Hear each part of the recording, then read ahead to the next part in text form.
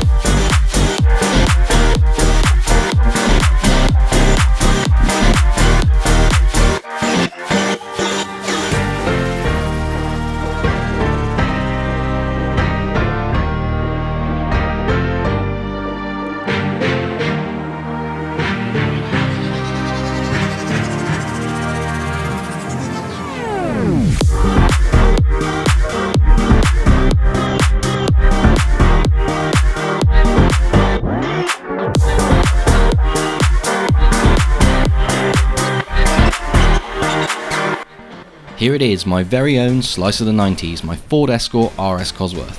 This is a car that I knew I had to own from a very early age. It was the World Rally legend that sparked an interest in cars for so many of us. My car is a 1995 small turbo luxury spec, finished in the one and only Imperial Blue with ash leather. This to me is the ultimate example of what a car should be. If you want to see more of this car in 2021, make sure you subscribe to the channel and you have your notifications turned on. As always, thanks for watching and I'll see you on the next one.